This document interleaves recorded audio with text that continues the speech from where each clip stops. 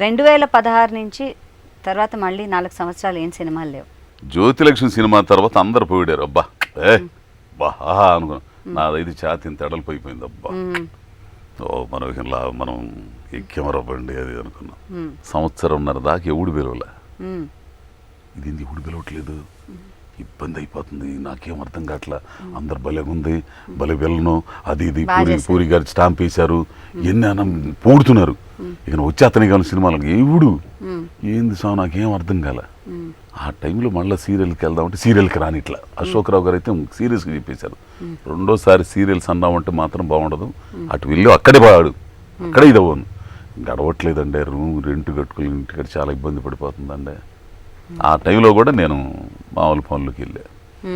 అంటే దానికి ఒక రీజన్ ఏంటంటే, నాకు ఒక పేరు చెప్పను కానీ ఒక ఆయన దగ్గర పోయి నువ్వు కూర్చొని ఏందంటే, ఒరే ఏమనుకుంటున్నావు నువ్వు, ఇప్పుడున్న డైరెక్టర్లు కాకుండా కొత్తగా వచ్చే వాళ్ళకి నువ్వు కనపడతావు, ఎప్పుడు ఇదిగా ఒకరే ఉండరు, ఇక్కడ కొత్తగా వస్తుంటారు డైరెక్టర్లు, ఆ కుర్రోళ్ళకి వీళ్ళందరికీ నువ్వు కనపడతావు, నీలాంటి ఆర్టిస్టులు కనపడతారు.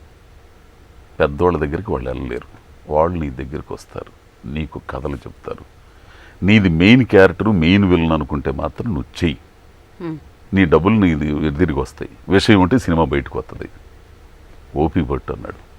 అట్లానే ఇప్పటి వరకు నేను చేసిన సినిమాలన్నీ కూడా కొత్తగా వచ్చే కుర్రోళ్ళవి, స్ట్రగుల్ పడి వచ్చిన వాళ్ళవి, పెద్దోళ్ళ సినిమాలు ఎక్కువ చేయలేను నేను, పెద్దోళ్ళ దగ్గర కూడా వెళ్ళను, నేను పోయి అడగలేను, నా అవసరం ఉందనుకుంటే పిలుస్తారు వాళ్ళు, వాళ్ళకి తెలుసు కదా, వాళ్ళ మేధావులు. వాళ్ళకి కొరటాల శివగారు పిలిచారు ఆచార్యకి, అద్భుతమైన విలన్ క్యారెక్టర్. ఆ టైంలో కొంచెం హెల్త్ ఇబ్బంది అయింది నాకు, హెల్త్ ఇబ్బంది అవ్వడం వల్ల చేయలేకపోయా. అట్లా పెద్దోళ్ళు పెద్ద క్యారెక్టర్ల కోసం పిలుస్తారు, కానీ ఈ కుర్రోళ్ళు మాత్రం యూత్గా వచ్చిన డైరెక్టర్లు అందరూ కూడా, వివేక్ కాతరే కానీ ఇట్లాంటి వాళ్ళు అందరూ కూడా భలే సినిమాలకు పిలిచారు నన్ను.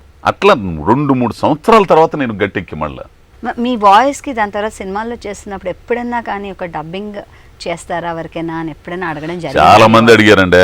చేశారా? నేను ఒక్క సినిమాకి మాత్రం చెప్పానండి. జయ మేడం ఉన్నారు, బి జయ గారు, సినిమా చేశారండి, లేరు ఇప్పుడు, లేరు. దాంట్లో తమిళ ఆయనకి ఒక ఆయనకి డబ్బింగ్ చెప్పాం. పోతే మళ్ళా దేవాగారి మీద ఉన్న గౌరవంతో ఆటో నగ సూర్యలో విలన్కి చెప్పాను, మధుకి చెప్పాను నేను.